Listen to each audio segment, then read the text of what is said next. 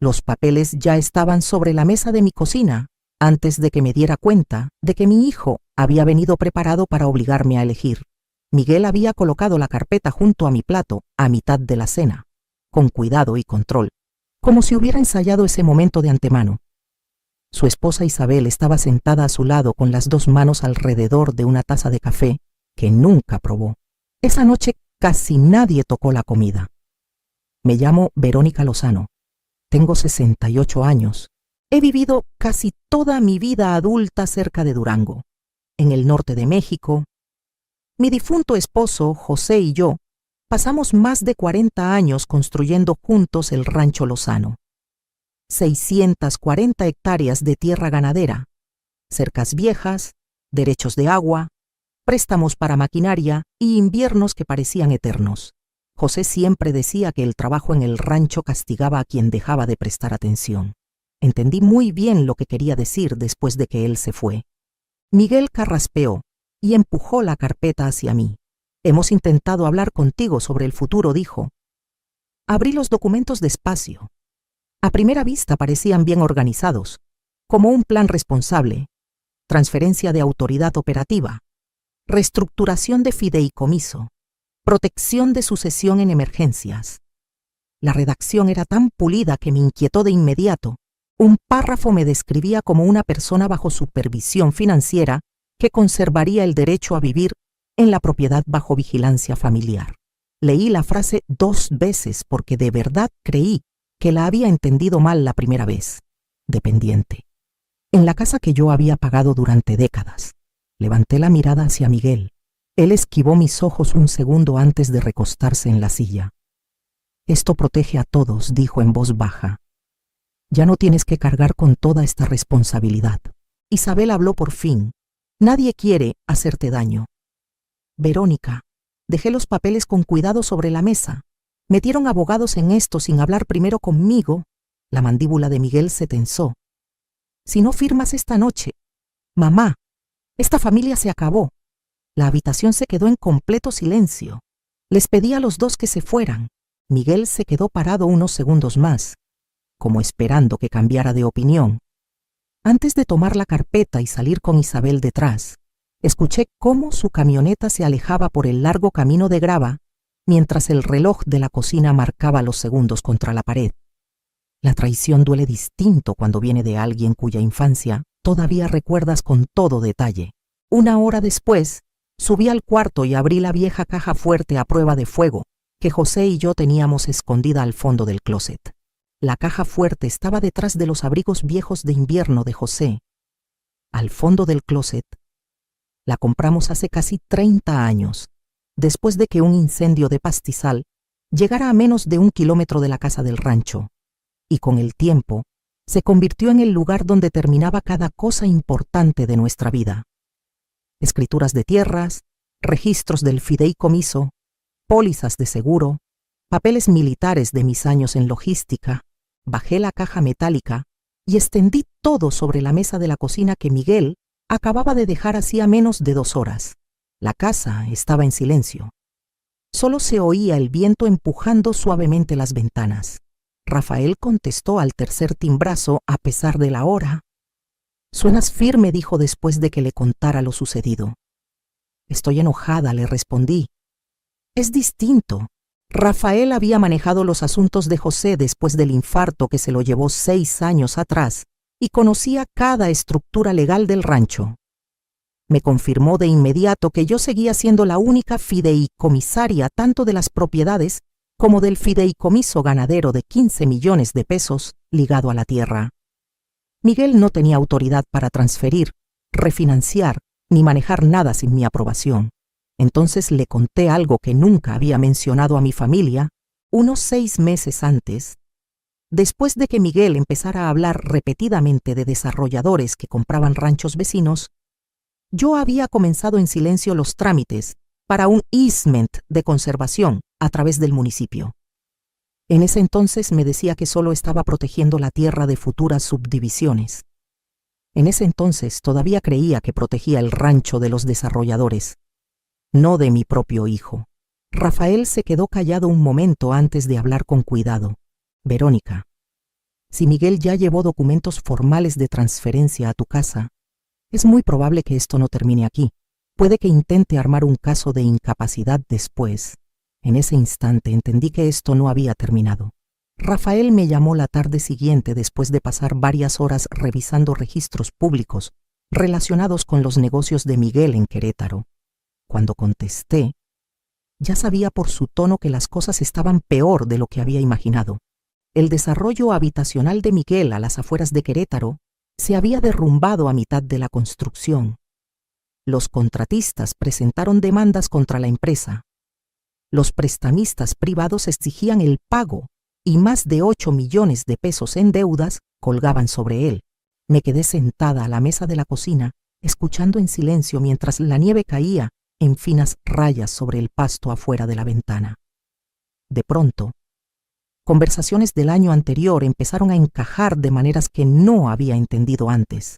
Miguel venía al rancho casi todos los meses después de que José falleció, pero en algún momento del invierno pasado, sus visitas dejaron de sentirse personales. Empezó a hacer preguntas detalladas sobre el valor de las hectáreas, derechos minerales y opciones de refinanciamiento. Una noche me pidió directamente que hipotecara parte de la sección norte de pastoreo para poder estabilizar su proyecto en Querétaro. Cuando me negué, me miró fijamente más tiempo del necesario. «Estás sentada sobre tierra que vale millones mientras yo intento construir algo», dijo. Después, se pasó las manos por la cara y se veía más viejo de lo que recordaba. «Estoy tratando de no perderlo todo», mamá dijo en voz baja. Le respondí que el rancho no era garantía para inversiones riesgosas. Después de esa conversación, se volvió notablemente más frío conmigo, aunque en ese momento me convencí de que estaba más avergonzado que enojado. Isabel nunca ocultó su opinión. Se refería al rancho como dinero encerrado con tanta frecuencia que todavía escucho la frase con claridad. 3 días después, recibí una llamada del Banco Regional de Durango mientras revisaba facturas de alimento en mi oficina. La gerente de sucursal, Linda Herrera, sonaba incómoda incluso antes de explicar por qué llamaba. «Miguel pasó esta mañana pidiendo información relacionada con el fideicomiso ganadero», dijo con cuidado. «Trajo un poder antiguo. No le dimos nada, pero creí que debías saberlo». Linda explicó que Miguel también preguntó si el banco tenía procedimientos para clientes que mostraran declive cognitivo. Esa parte me molestó más que el documento caducado. Durante unos segundos solo me quedé ahí mirando los papeles frente a mí. Lo que me inquietó no fue el documento mismo. Fue que Miguel hubiera entrado a un banco lleno de gente que me conocía personalmente y actuara como si ya tuviera autoridad sobre mis asuntos. Rafael organizó una reunión esa misma tarde. Miguel llegó tarde. Con el mismo abrigo oscuro que usaba para reuniones de negocios en Querétaro, se veía más irritado que nervioso. Linda nos llevó a una pequeña oficina al fondo mientras los empleados fingían no mirarnos a través del vidrio. Rafael colocó el poder caducado sobre el escritorio entre nosotros. «Esta autorización expiró hace años», dijo con calma.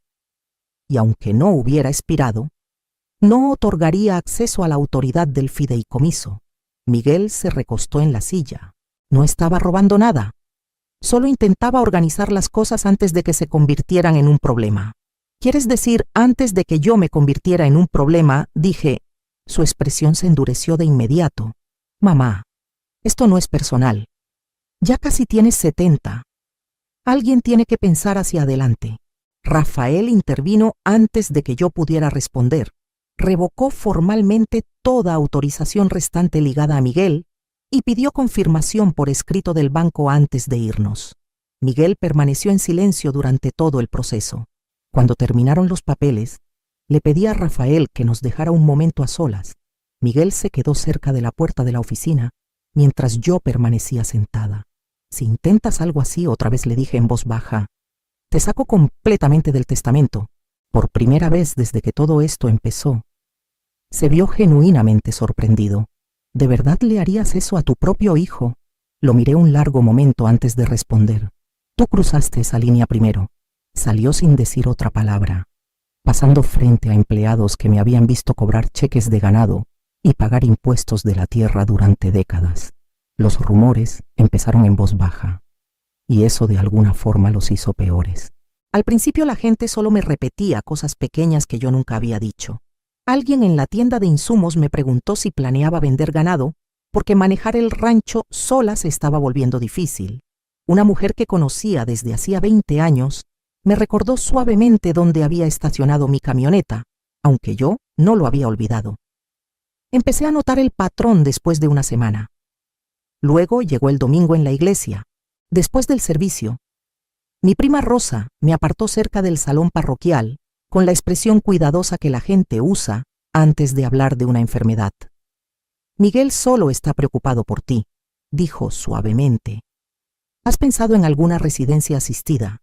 2 días después, Rafael me llamó para decirme que Miguel había contactado a mi médico de cabecera pidiendo evaluaciones cognitivas actualizadas para fines de planeación patrimonial. Ya no solo estaba esparciendo rumores, estaba empezando a construir papeles alrededor de ellos. Por un momento no supe qué responderle. Me quedé ahí sosteniendo mi abrigo mientras las voces resonaban en la sala detrás de nosotras, y comprendí que mi propio hijo había empezado a preparar a la comunidad para dudar de mí. Le dije a Rosa que todavía manejaba la nómina, los impuestos, los contratos de pastoreo y los horarios de alimento de invierno sin ayuda. Ella se vio avergonzada después, pero el daño ya estaba hecho. Isabel empeoró las cosas. Durante una reunión familiar en casa de su hermana, dijo abiertamente que el rancho necesitaba manejo más joven porque se estaban desperdiciando oportunidades modernas de la tierra. Nadie la confrontó directamente. Algunos familiares incluso asintieron. Más o menos al mismo tiempo, las llamadas de Laura casi se detuvieron por completo. Cuando le escribí a Miguel preguntando si pasaba algo, respondió horas después diciendo que Laura estaba ocupada adaptándose a la rutina de la escuela. El mensaje sonaba tan ensayado que dejé de contestar. Unos días después, Rafael llamó tras hablar con un contacto en la capital. Al parecer, Miguel se había reunido en privado con un grupo de inversionistas interesados en convertir tierra de rancho en propiedad residencial de lujo. Hasta entonces, una parte de mí todavía creía que Miguel actuaba por pánico y presión financiera. El pánico normalmente no incluye reuniones privadas de desarrollo y esfuerzos por hacer que tu propia madre parezca inestable. Laura llegó inesperadamente un jueves por la tarde en el asiento del pasajero de la camioneta de la mamá de su amiga. Yo estaba arreglando un pestillo suelto cerca del establo de caballos cuando la vi bajarse con la mochila colgando de un hombro. «Solo tengo como 1 hora», dijo rápido antes de que yo pudiera preguntar. «Papá cree que estoy en casa de Brooke». No le pedí más explicaciones. Estaba demasiado aliviada de verla ahí parada. Pasamos la mayor parte de la tarde caminando por las partes más antiguas del rancho. A Laura siempre le gustaron los establos, porque José la dejaba ayudar a dar de comer a las yeguas cuando era más pequeña. El lugar todavía olía ligeramente a heno y cuero, incluso en invierno. Le mostré la cerca que José reconstruyó después de la inundación de hace casi 15 años, y ella escuchó con más atención que la mayoría de los adultos. En un momento nos detuvimos dentro del cobertizo de maquinaria, donde todavía colgaban viejas fotografías familiares en un tablero junto al banco de trabajo de José. Laura tomó una foto de Miguel cuando tenía unos 12 años, parado junto a su padre sosteniendo un poste casi tan alto como él. Se veía feliz, aquí dijo. Lo estaba, respondí antes de poder detenerme. Laura se quedó callada después. Luego, mientras caminábamos de regreso a la casa, mencionó algo como al pasar que me apretó el estómago. Papá dice que una vez que firmes todo, por fin nos mudaremos a Querétaro de tiempo completo. La miré con cuidado. ¿Qué quieres decir con una vez que firme? Ella se encogió de hombros. Dijo que después de que firmes, ya no tendremos que fingir más. Recuerdo que me detuve a medio paso junto a la puerta del establo porque de pronto las piernas no me sostuvieron. Laura siguió hablando, sin darse cuenta de lo que acababa de confirmarme. Durante semanas él insistía en que quería preservar el rancho, proteger a la familia y ayudar a manejar el futuro. Los niños suelen repetir cosas que los adultos creen que no escuchan. Después de que Laura se fue, me quedé sola en la oficina de José, mirando viejas fotografías hasta bien entrada la noche. Una foto mostraba a Miguel ayudando a reparar cercas durante una fuerte tormenta de invierno, cuando todavía era lo suficientemente pequeño para seguir a su padre a todas partes. Ni de los papeles legales, ni siquiera del dinero. Se trataba de entender que mi hijo había dejado emocionalmente este rancho mucho antes de intentar quitármelo. Invité a Miguel de regreso al rancho 2 semanas después y le dije que necesitábamos una conversación final, antes de que las cosas se volvieran imposibles de reparar. Llegó justo antes del atardecer con Isabel y 2 hombres de la capital, llamados Ricardo Bello y Esteban Holguín, ambos vestidos más para una sala de juntas que para el campo de Durango. Rafael llegó por separado y se sentó en silencio cerca del extremo de la mesa del comedor, con una libreta legal frente a él. La cena empezó tensa pero educada. Una vez más, casi nadie tocó la comida. Los inversionistas hicieron preguntas prácticas al principio: derechos de agua, acceso a caminos, restricciones de zonificación municipal, potencial residencial futuro. Miguel respondía rápido, a veces antes de que yo abriera la boca. Sonaba tan seguro que un extraño podría haber creído que ya controlaba la propiedad. Yo sobre todo escuchaba. Entonces Ricardo hizo una pregunta que cambió el ambiente de toda la habitación. ¿Qué plazo realista estamos viendo para la transferencia operativa? Miguel se recostó en la silla. Una vez que se completen las firmas finales, las cosas deberían avanzar bastante rápido. Rafael levantó la vista con calma. Firmas finales. Miguel dudó medio segundo de más. Isabel intervino de inmediato. Miguel ya explicó que la familia pretende seguir adelante. Rafael juntó las manos. Esa no era la pregunta. Finalmente Miguel admitió que ya había firmado un acuerdo preliminar de reparto de utilidades ligado a futuras discusiones de desarrollo. La expresión de Ricardo cambió de inmediato. Esteban dejó de tomar notas por completo. ¿Te presentaste como autoridad de control futura?, preguntó Ricardo con cuidado. Habría tenido la autoridad, eventualmente respondió Miguel cortante. Este rancho siempre iba a llegar a mí de una forma u otra. Miguel intentó recuperar la conversación hablando de expectativas de herencia y planeación de sucesión a largo plazo, pero el daño ya estaba hecho. Los inversionistas cruzaron una larga mirada que me dijo más que cualquier cosa que dijeran. Isabel perdió la paciencia por fin. Todo este rancho se está desperdiciando porque Verónica se niega a soltarlo. Soltó. Miguel está tratando de salvarlos a todos de malas decisiones. Miré a mi hijo al otro lado de la mesa y le hice la única pregunta que todavía me importaba. ¿Alguna vez pensaste de verdad en mantener este rancho en la familia Miguel? Miró su plato durante varios segundos antes de responder. ¿Crees que papá habría querido que este lugar siguiera sangrando dinero para siempre?, replicó. Nada de esto funciona ya a menos que alguien lo convierta en algo rentable. Esa respuesta cerró algo dentro de mí para siempre. La reunión terminó menos de 10 minutos después. Ricardo y Esteban se fueron primero, notablemente más fríos con Miguel que cuando llegaron. Isabel lo siguió afuera sin despedirse. Rafael llegó al rancho temprano la mañana siguiente, con un sobre grueso y 2 documentos municipales sellados. Los colocó con cuidado sobre mi mesa de la cocina antes de quitarse el abrigo. Ya está, dijo. El easement de conservación fue aprobado esta mañana. El acuerdo restringía permanentemente el desarrollo comercial en la mayor parte de las hectáreas del rancho. Nada de fraccionamientos de lujo, nada de proyectos de resorts, nada de ventas rápidas a inversionistas buscando propiedad recreativa. La tierra podía seguir operando como rancho ganadero, pero el tipo de ganancias que Miguel perseguía se habían ido efectivamente. Rafael también finalizó protecciones adicionales ligadas al fideicomiso ganadero. Los fondos solo podían usarse para operaciones del rancho, preservación de la tierra y pagos educativos directos para Laura. Nadie podría redirigir el dinero a negocios de desarrollo después. Miguel llegó menos de 2 horas después. Claramente ya se había enterado. Entró a la cocina sin esperar invitación y miró los papeles extendidos sobre la mesa. «Realmente lo hiciste», dijo en voz baja. «Asentí. Elegiste la tierra sobre tu propia familia». «¿Entiendes lo que me pasa ahora?», preguntó. Era la primera cosa honesta que me decía en semanas. Lo miré un momento antes de responder. «No. Miguel, elegí la honestidad sobre la manipulación». Se quedó mirando los documentos del easement sin hablar. Creo que en ese momento entendió por fin que ya no quedaba camino hacia el futuro que había imaginado para sí mismo. Después de que se fue, me quedé afuera cerca del cobertizo, mientras el viento de la tarde movía la hierba seca a lo largo de la cerca.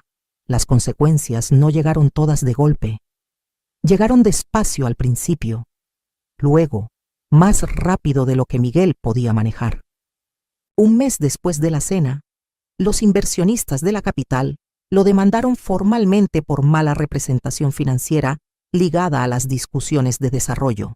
Rafael me explicó que Miguel se había presentado como autoridad de control futura sobre una propiedad que nunca poseyó legalmente.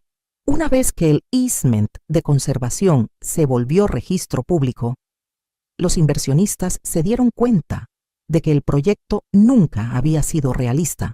Rafael me contó después que los acreedores habían empezado a aparecer en persona en la oficina de Miguel. Y para entonces Isabel ya se había mudado a una renta temporal a las afueras de Querétaro. No mucho después, Miguel vendió la casa de Querétaro para saldar parte de sus deudas. Actualicé mi testamento ese invierno.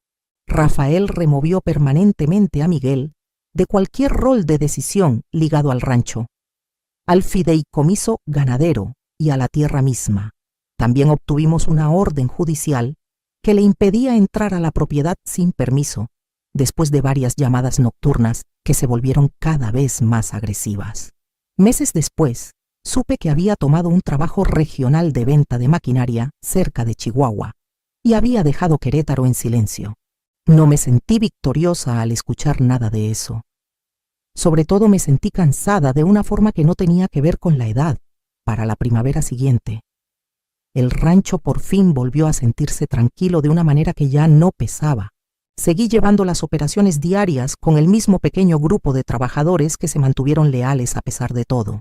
El easement de conservación protegió la tierra exactamente como José y yo esperábamos, y con la ayuda de Rafael, usé parte de los ingresos del fideicomiso ganadero para crear un fondo de becas para familias de militares e hijos de trabajadores del rancho de la región de Durango. Laura empezó a visitar regularmente de nuevo cuando terminó la escuela para el verano. La mayoría de las mañanas me seguía por los establos cargando cubetas de alimento, que todavía le quedaban un poco pesadas. Escuchar su risa alrededor de los caballos trajo algo de vuelta a la casa, que honestamente creí que se había ido para siempre. Miguel me envió una carta manuscrita a finales de junio. Admitió que se había avergonzado de sus fracasos financieros y empezó a culpar al rancho por todo lo que no podía arreglar en sí mismo. También admitió que sentía celos del respeto que José y yo construimos durante décadas, porque sentía que él no había construido nada permanente por su cuenta. Lo perdoné en silencio, aunque no le devolví el control, el dinero, ni la confianza. Una mañana Laura se rió cuando uno de los caballos le robó el guante y se lo llevó hasta la mitad del potrero. Recuerdo estar ahí parada escuchándola mientras las puertas del establo se movían suavemente con el viento, dándome cuenta de que el rancho por fin volvía a sonar como un hogar.